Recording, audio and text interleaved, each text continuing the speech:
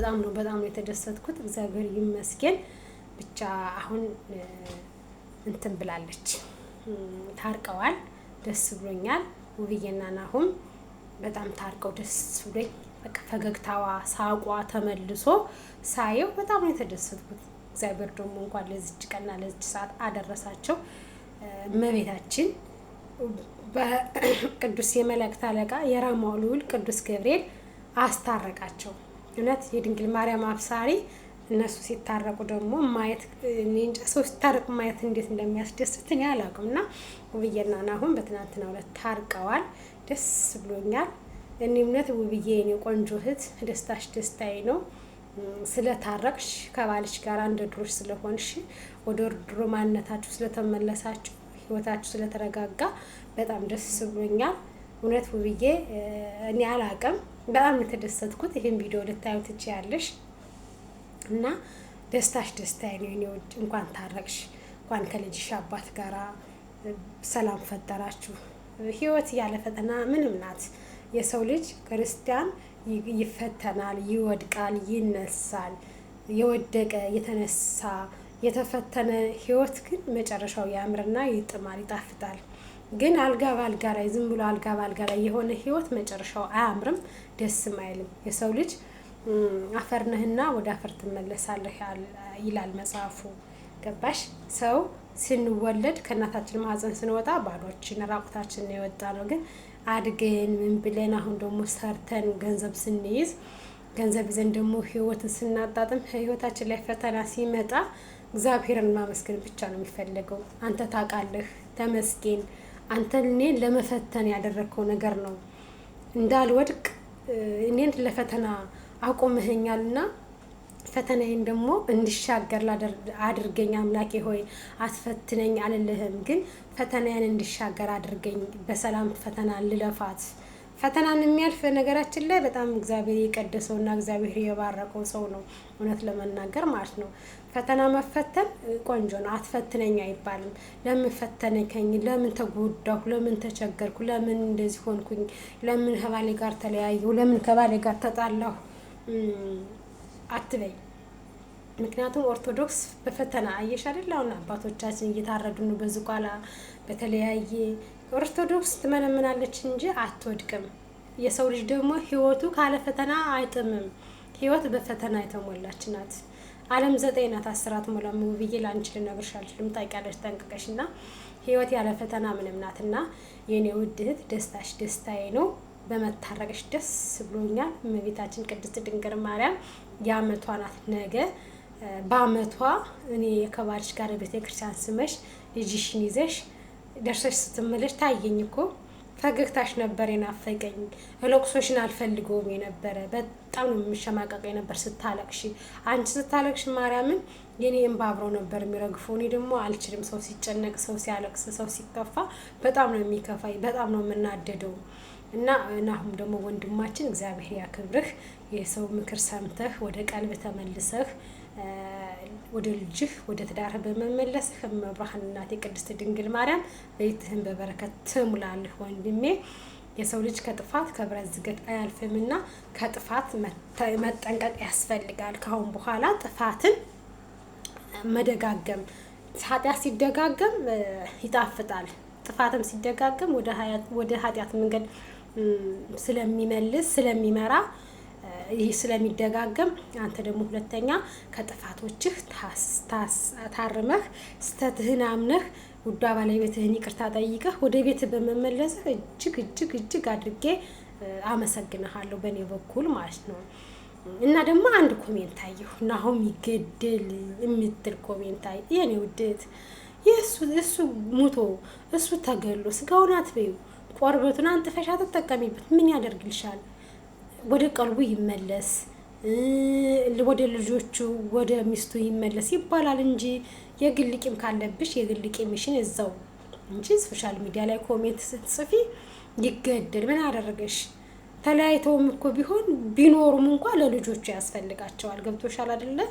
ለልጆቹ ያስፈልጋቸዋል። አባት ነውና ማለት ነው። እሱ ስለተገደለ አንቺ ምን ትጠቀሚያለሽ? እንዲህ አይነት ኮሜንት ይጻፋል። ከክርስቲያን በዛ ላይ መስቀል አንጠልጥለሻል።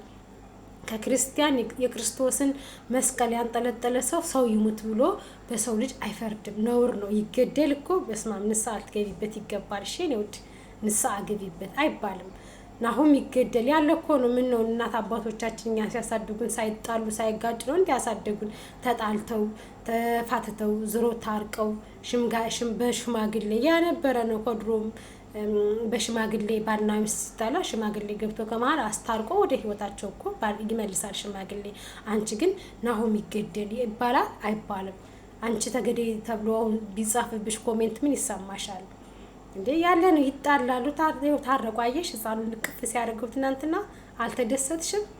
ያንን እያየሽ ተናደሽ ነው ናሁም ይገደል ያልሽ። ተሳስተሻል። ነውር ነው። ናሁም እኮ ወንድማችን ነው፣ ኢትዮጵያዊ ነው። ገብቶሻል አይደለ? እንኳን ይገደልሽ። ይኸው በየቦታው ኢትዮጵያውያኖች ወንድሞቻችን እየታረዱ ነው። በሀገራቸው ሰላም የላቸው፣ እየታደኑ እንደሰሳ እየታረዱ ነው። በሊቢያ ሄደው እየተሰቃዩ፣ በበረሃ እየተሰቃዩ እየሞቱ ነው። በሳውዲ በረሃ ሲሄዱ እየሞቱ ነው። ወንድሞቻችን እህቶቻችን እያለቁ ነው። አይደለም የሚገደሉ ይታረዱ ብለናቸው ማለት ነው። እኛስ ኢትዮጵያውያን ወንድሞቻችን ኢትዮጵያውያን እህቶቻችን እንዲሞቱ እንዲገደሉብን አንፈልግም። በየአረብ ሀገሩ የሚገደሉት በየአረብ ሀገሩ የሚሞቱት እህቶቻችን እያሉ ጭራሽ ከሀገራችን ላይ ሚስቱ ጋር ተጣላና ይገደሉሽ። አሁን ይህን ኮሜንት ስትጽፊ ለአንቺ ራሱ አልቀፈፈሽም? በጣም ከባድ ነው። እኔ ግን በማታረቃቸው በጣም ደስ ነው ያለኝ። በመጣላታቸው ከፍቶኛ ስታለቅስ አልቅሻለሁ፣ ስታነባን ብቻለሁ። ግን ደግሞ ሲታረቁ ደግሞ ደስ ብሎኛል።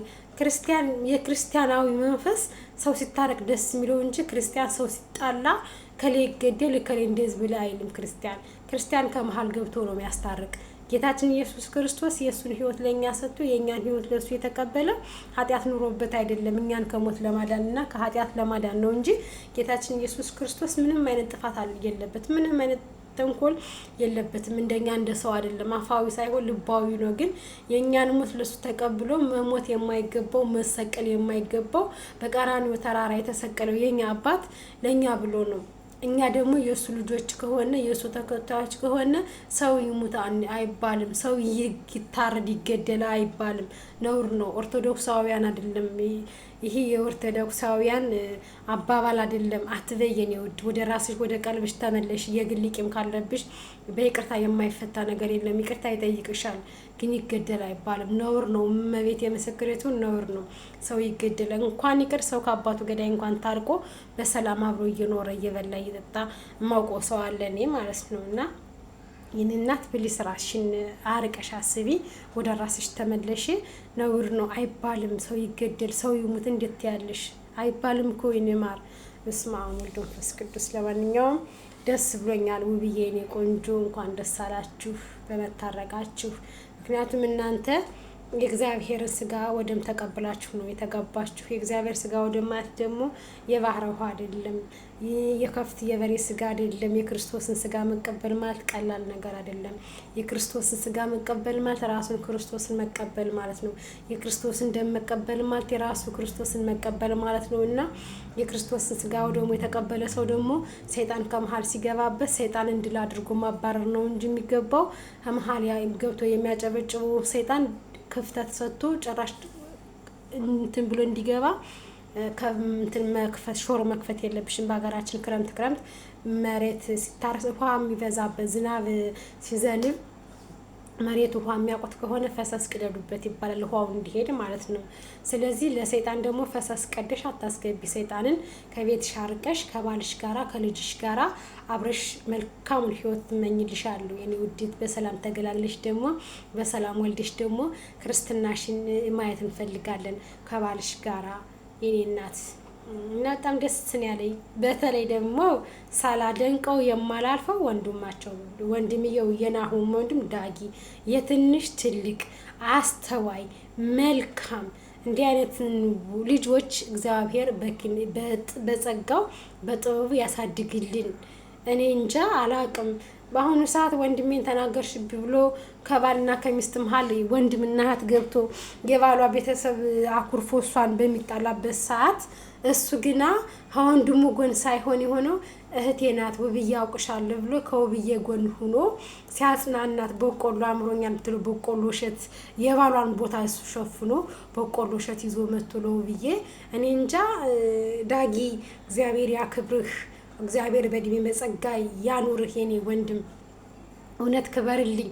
አድንቄሃለሁ፣ ወድጄሃለሁ። መልካምነትን ሳላደንቅ በርግጥ አላልፍም። በጣም ጎበዝ ልጅ ነህ፣ አስተዋይ ልጅ ነህ። እኔ በጣም ደስ ያለኝ መብርሃን ምስክሬቱን እንዴት እንደተደሰትኩኝ ላደረካቸው ነገሮች በጣም ነው የተደሰትኩት። እኔ እንጃ በስማ እንትን አልልም ብለህ ከወንድሜ ጎን ለምን ሆናለሁ ከውብዬ ከሄሉ ጎን አልሆንም ብለህ የልደቱ ቀን እንኳን ተሸማቀህ ነው ያዋልከውና የእርቃቸው ጊዜስ ወንድምህ ሊስምህ ሲል የደስታ ለቅሶ ያለቀስከው ሰፍሰፍ ብለህ ሴት አንጀት ነው። እውነት እግዚአብሔር ደግሞ አንተን አሳድጎ ለቁም ነገር ለማግባት ለመውለድ እውነት የሰው ልጅ በስት ምድር ላይ የሚያስደስት አይንን ባይነ ማየት ነውና ትዳር መያዝ ነውና የሚያስደስት ንጹህ ትዳር የእግዚአብሔር ስጋው ደግሞ የተጨመረበት ትዳር እግዚአብሔርን ፍራ እግዚአብሔር ያለበት ትዳር ይስጥህ ወንድሜ። ይህን ነው የምመኝልህ ዳጊዬ ላንተ መልካምነትህን ሳላደንቅ አላልፍም። መብርሃን ምስክሬቱን በጣም ነው ያደነኩህ። ትንሽ ነህ እድሜ 20 ዓመት እንኳን አልሞላም 17 18 ዓመት ልጅ ነህ። ግን አንተ የምታስባቸው የ20 ዓመት የ20 ምናምን ዓመት ታዳጊዎችን ነው የምትላቸው ድርጊቶችህ ማለት ነው። አስተሳሰብህ፣ አስተዋይነትህ እውነትም ትልቅ ወልዶ ትልቅ ያሳደግህ ይሄ የትልቅ ሰው ዘሩ ያስታውቃል።